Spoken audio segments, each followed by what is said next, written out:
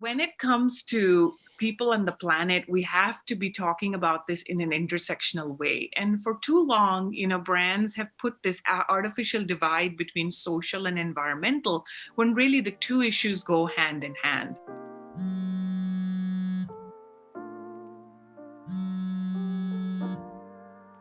My name is Ayesha Barenblat, and I am the founder and CEO of Remake. Within Remake, we really focus on educating people on the impacts of fast fashion and doing a lot of advocacy work. I'd consider myself very much an activist and an ally to garment workers in their fight for dignity and justice when it comes to being a part of the fashion supply chain. Hi, I'm Elizabeth Cline. I am a journalist and the author of two books, Overdressed, The Shockingly High Cost of Cheap Fashion, and The Conscious Closet, The Revolutionary Guide to Looking Good While Doing Good. And I also work very closely with Ayesha on the Pay Up Fashion Coalition, which is a global movement working to hold brands accountable and end starvation wages in fashion. And I completely agree with what she said about garment worker justice being a huge motivating force in my life. So I'm excited to have this conversation today.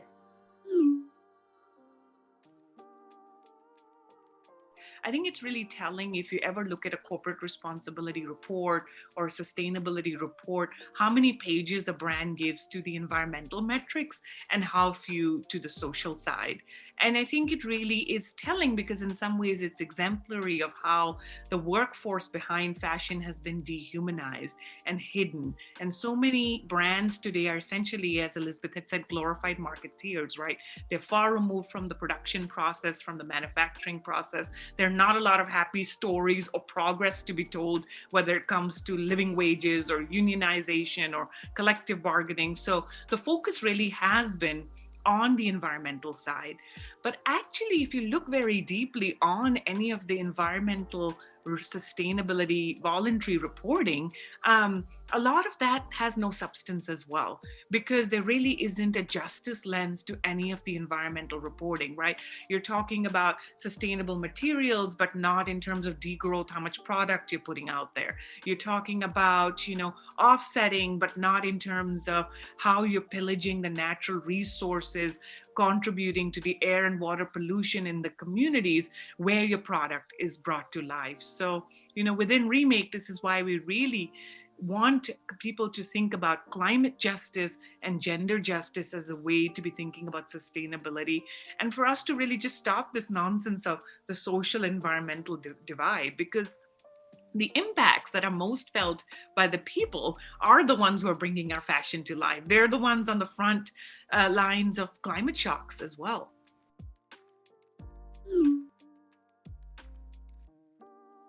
The way the supply chain works is it completely operates on debt. Currently, brands go to a factory and they place an order for clothes, and the factory has to typically take out a loan to buy the fabric and meet their payroll. And it's really important to understand that this is usually a lot of money. Brands order anywhere from 40,000 units up to like millions of units of a single style. So we're talking about a factory putting in an upfront investment of at least 100,000, if not more, for a single batch of clothing. So it's a lot of financial risk for a factory to take on. And it's my understanding that this really does not happen in other industries where there is a more even balance of power between the buyer, meaning the brand, or the company at the top of the supply chain and the factory.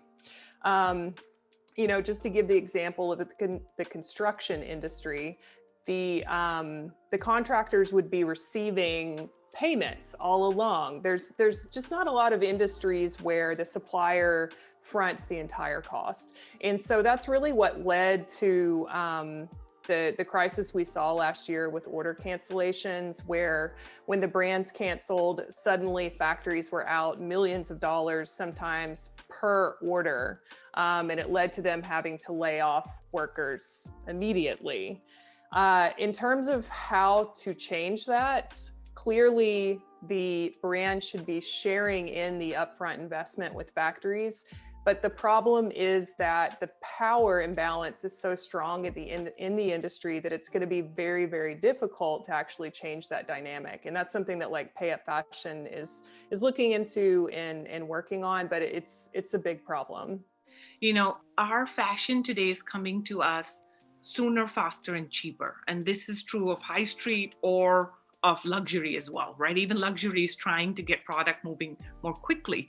And, we used to have a few trends and a few seasons. Now we have lots of trends and lots of seasons. And so, what a lot of brands and retailers do is are essentially hedging the risk to try and understand what sells, right? So, you're putting product out there, and then it's like, oh, the yellow top is selling, the blue top isn't. And then, according to what sells, you're then very quickly putting orders in the factory to make more of that product. And so essentially you're pushing all the risk of what sells, what doesn't sell, and all the liquidity pressures onto the factories who already operate on a razor thin margin.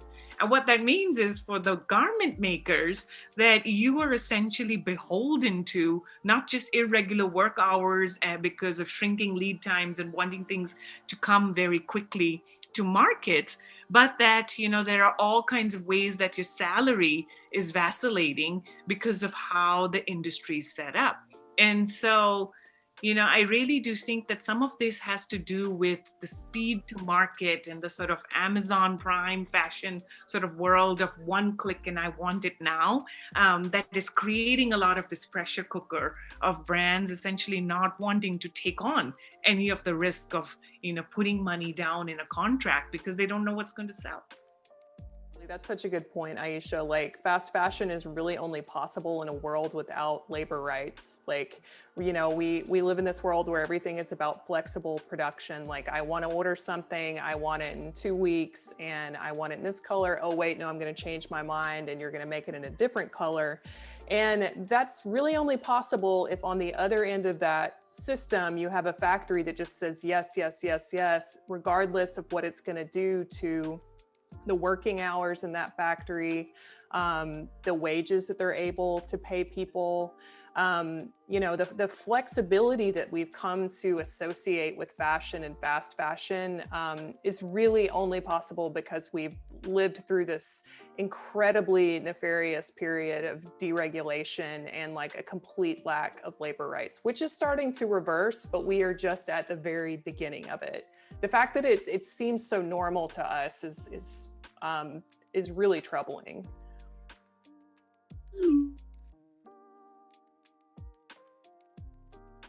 Brands have really tried to perpetuate this win-win model of somehow they're going to keep enriching their shareholders and remain profitable and at the same time do right by people and the planet. And that's why I think a lot of times the conversation around wages and living wages gets hidden because there's a cost to it, right? And when you've seen this race to the bottom, not just with ultra fast fashion brands, but really with high street brands, with luxury brands, all of them have really been pushing on the one variable cost in the equation, which is labor. They don't really like to talk about it because, frankly, it's the piece of the puzzle that they've really been pushing downward in order to get more product out there as quickly and as cheaply as possible. So I think when we talk about sustainability, it's going to become really important to center it around living wages, because without gender justice in the fashion industry, we're going to make no progress around any of the other sustainability efforts.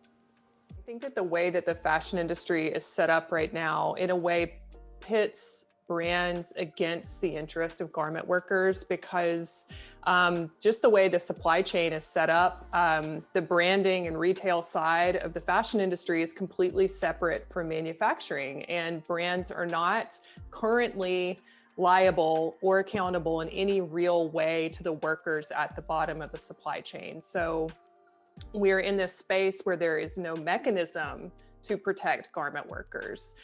Brands are not responsible. And so what we've just seen over the past 30 years is this race to the bottom, where brands continue to get more and more profitable and worker wages have quite frankly been stagnant, or in some places have even gone down compared to the cost of living in garment producing countries. And we've certainly seen this in the pandemic, right, Elizabeth, with market cap for the largest brands going up versus wages of garment workers around the world going down. And so I think COVID has just exacerbated the inequities in the fashion supply chain and shown how, brands remain profitable. And it's not that this industry doesn't have money and is not profitable, right? But it's done on the backs of the people that bring their fashion to life. Absolutely. And I mean, the two of us could go on and on just on this point alone. But the industry is broken. It is only serving shareholders and the owners of corporations. I would say that retail workers are not getting a fair share of fashion's profits, and the women who make our clothes are certainly not getting their fair share.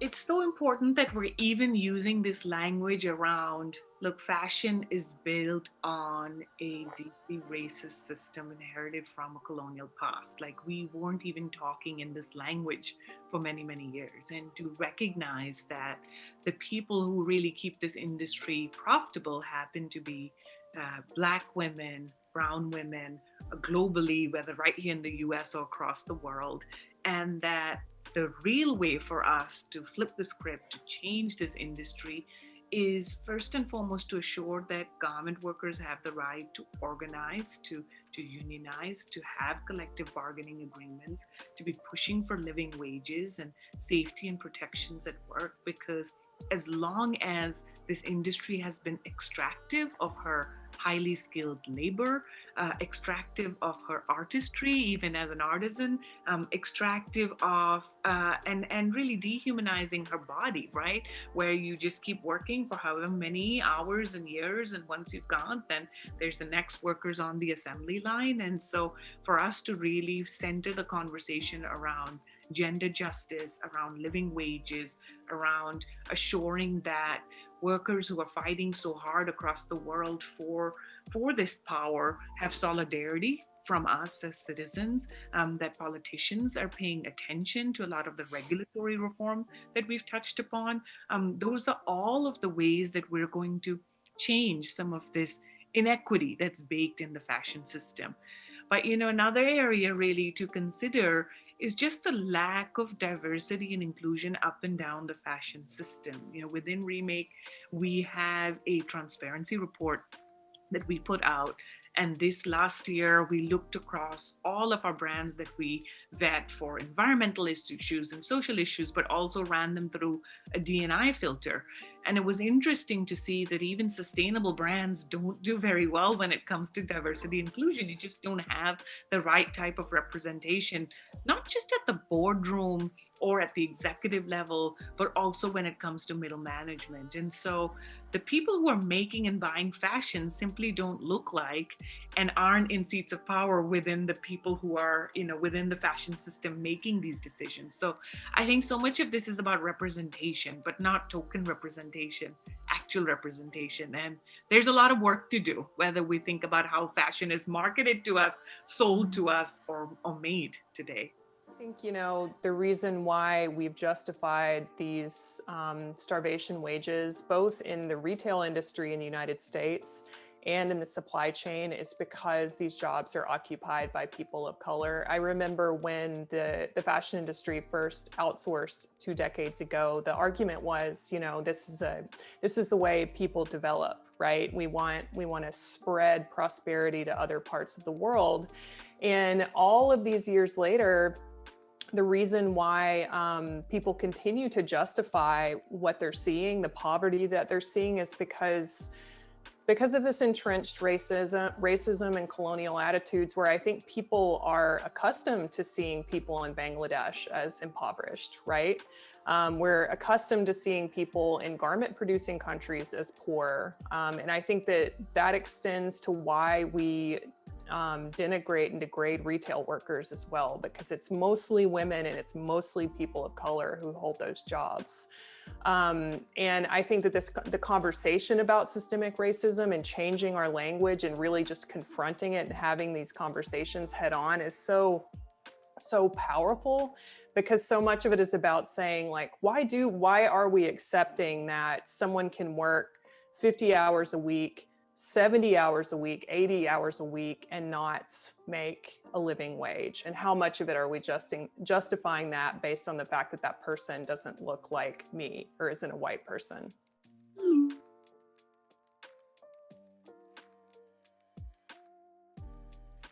I think the reason why it's easy to dehumanize garment workers is because we often don't see them. I think there is a language component to it, but it's also because, you know, for so long they've been left out of conferences, panels, you know, even when brands have meetings about or you know, internal teams about ethics and sustainability, they're rarely actually talking to garment workers. So these people are like hidden from us. So part of what Pay Up Fashion has done is just you know, one, hold press conferences where garment workers are able to directly talk to the press and give their own testimony.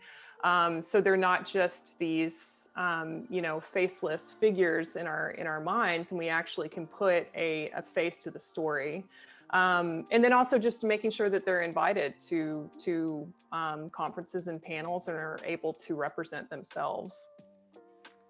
You know, it goes back to this question of, well, how do we make sure that rather than fleeting bits of sympathy, we actually feel an empathy and deep connection to the people, the women who bring our clothes to life?